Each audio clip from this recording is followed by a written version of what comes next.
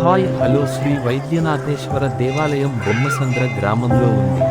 ఈ ఆలయం చాలా ప్రశాంతమైన ప్రదేశం మరియు ప్రతి సంవత్సరం శివరాత్రి పండుగ రోజు గొప్ప రథోత్సవాన్ని జరుపుకుంటారు మరియు 8 రోజుల పాటు జాతర నిర్వహిస్తారు. చివరి రోజు దీపోత్సవం సర్వ వైభవంగా నిర్వహిస్తారు. ఆకర్షణీయమైన బాణసంచా జాతర యొక్క టెర్మినల్ ఫంక్షన్గా ఉంటుంది. ప్రతి సోమవారం సాయంత్రం దీపావస్థం నిర్వహిస్తారు మరియు ఆలయం చాలా అందంగా అలంకరించబడుతుంది మరియు ఆలయం లోపల మనం శివాలయం అని పిలువబడే శివలింగం చేయవచ్చు.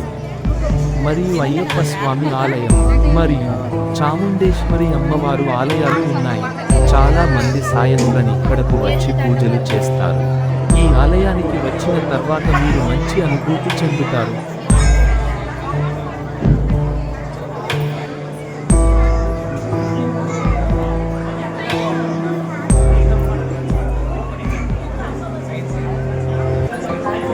ఈ నెల శివుడు విష్ణువులిద్దరి పూజ కొరకు చాలా పవిత్రమైనది. ఈ కార్తీక మాసము స్నానములకు వివిధ వ్రతములకు శుభప్రదమైనది. స్కంద పురాణంలో ఈ విధంగా పేర్కొనబడినది: నా కార్తీక సమూ మాసో న కృతేన సమం యుగం, నా వేద సదృశం శాస్త్రం న తీర్థం గంగయా సమం. అర్థం: కార్తీక మాసానికి సమానమైన మాసమేదీ లేదు, సత్యయుగంతో సమానమైన యుగమేదీ లేదు, వేదములతో సమానమైన శాస్త్రమేదీ లేదు, గంగానది వంటి ఇతర నదేదీ లేదు. ధార్మిక యోచనలు కలిగిన ప్రజలు ఏకభుక్తము లేక నిరాహారాది వ్రతాలు చేస్తారు. రాత్రులలో దేవాలయాలందు లేదా తులసి దగ్గర దీపాలు వెలిగిస్తారు. స్వయంగా దీపదానాలు చేయని వారు ఆరిన దీపాలను వెలిగించుట వలన, గాలి మొదలైన వాటి వలన దీపాలు ఆరిపోకుండా చేసి దీపదాన ఫలితాన్ని పొందవచ్చును. కార్తీక మాసంలో ఉభయ పక్షములందు అనేక వ్రతములు ఉన్నాయి. అయ్యప్ప దీక్ష ఈ నెలలో ప్రారంభమై మకర సంక్రాంతి వరకు కొనసాగుతుంది.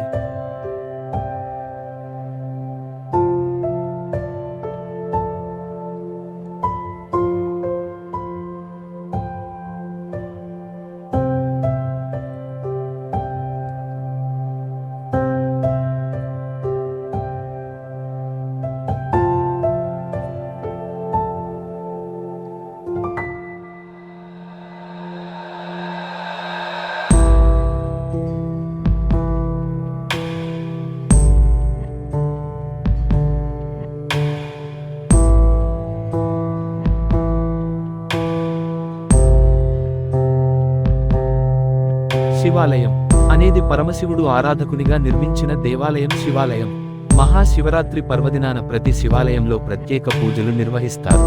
అన్ని శివాలయాలలో బ్రహ్మ ముహూర్తంలో రుద్రాభిషేకం, సంప్రోక్షణ కార్యక్రమం జరుగుతుంది. సోమవారం రోజు ఇది విశేషంగా భక్తుల్ని ఆకర్షిస్తుంది. ప్రతి ఏటా మాఘ బహుళ చతుర్దశి నాడు చంద్రుడు శివుని జన్మ నక్షత్రమైన ఆరుద్రయుక్తుడైనప్పుడు వస్తుంది. ఇది శివ భక్తులకు అత్యంత పర్వదినం. శివుడు ఈ రోజే లింగాకారంగా ఆవిర్భవించాడని శివ పురాణంలో ఉంది. ప్రతి శివాలయంలో ఈ శివరాత్రి అతి ముఖ్యమైన పర్వదినం.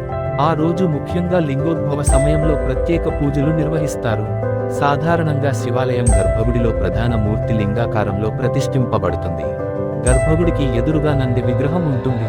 నంది కొమ్ములపై తమ వేళ్లు ఉంచి దాని ద్వారా దైవదర్శనం చేసుకోవడం, శృంగ దర్శనం కొన్ని ప్రాంతాల్లో ఆచారం. వినాయకుడు, సుబ్రహ్మణ్యేశ్వర స్వామి విగ్రహాలు కూడా ప్రతిష్ఠిస్తారు. అమ్మవారిగా పార్వతీదేవికి మరొక గుడి లేదా గది ఉండడం కద్దు. అమ్మవారి మూర్తికి ఎదురుగా సింహం విగ్రహం ఉంటుంది. చాలా శివాలయాలలో క్షేత్రపాలకునిగా విష్ణువు రూపాన్ని ప్రతిష్ఠిస్తారు. వివిధ